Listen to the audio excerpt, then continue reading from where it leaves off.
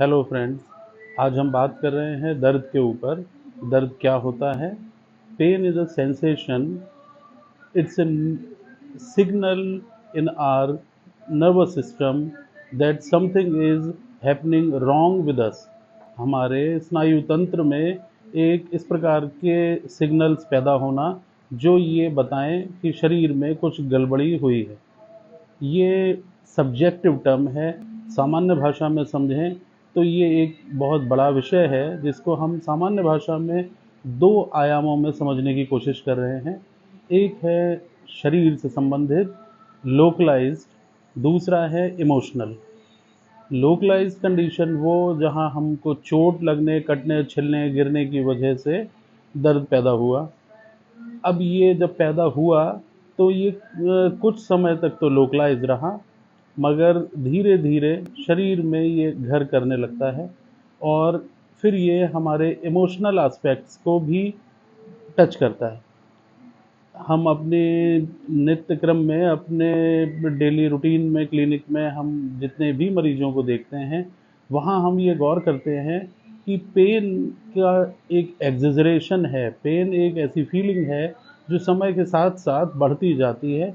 जैसे जैसे biomechanical changes और बड़े होते जाते हैं, जैसे जैसे और समस्याएं मांसपेशियों के साथ जुड़ती जाती हैं, वो घुटने का दर्द फिर घुटने का ना रह के सिर दर्द, नींद ना आना, परेशानी का सबब बन जाता है।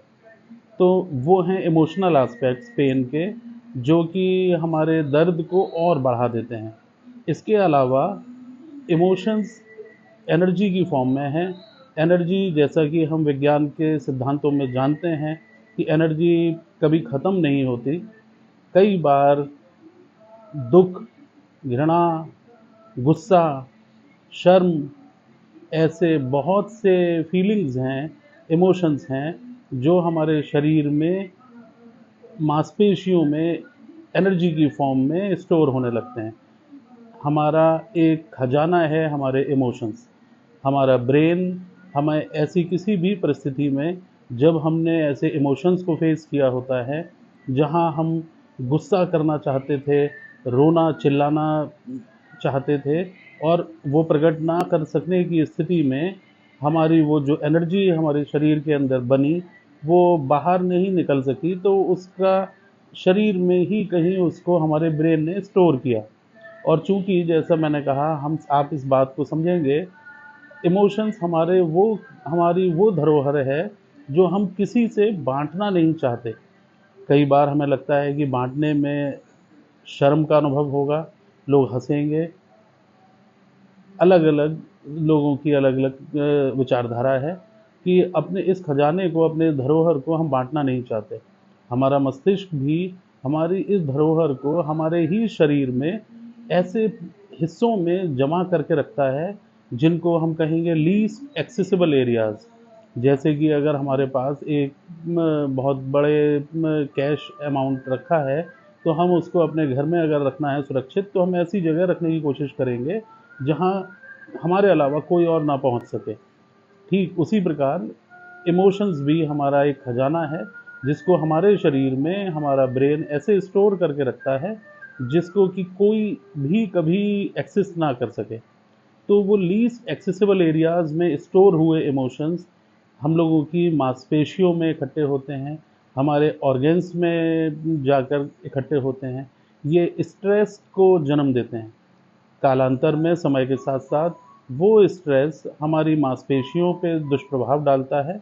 आगे चलकर हमारी पूरी जीवन शैली प्रभावित होने लगती है और हम क्रॉनिक बीमारियों से घिरते जाते हैं।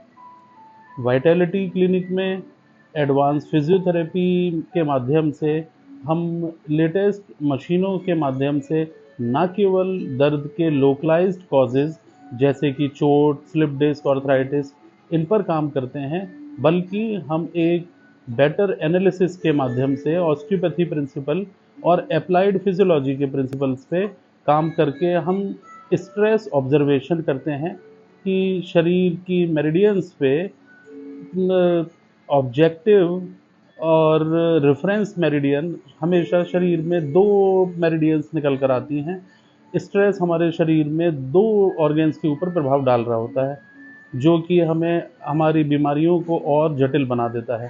तो हम वाइटैलिटी क्लिनिक में एप्लाइड फिजियोलॉजी और ऑस्टियोपैथी के माध्यम से स्ट्रेस ऑब्जर्वेशन करते हैं, बेहतर एनालिसिस करते हैं और ना केवल आपके लोकलाइज़ पेन का इलाज करते हैं, बल्कि आपके इमोशनल स्ट्रेस को भी ठीक करने के लिए एप्लाइड फिजियोलॉजी के टूल्स जैसे कि ट्यूनिंग फोर्क, जैसे कि फ्लावर एसेंसेस, कलर, साउंड, इन सब माध्यम से हम इलाज करने में सक्षम हैं और अपने मरीजों का इलाज यहाँ करते हैं।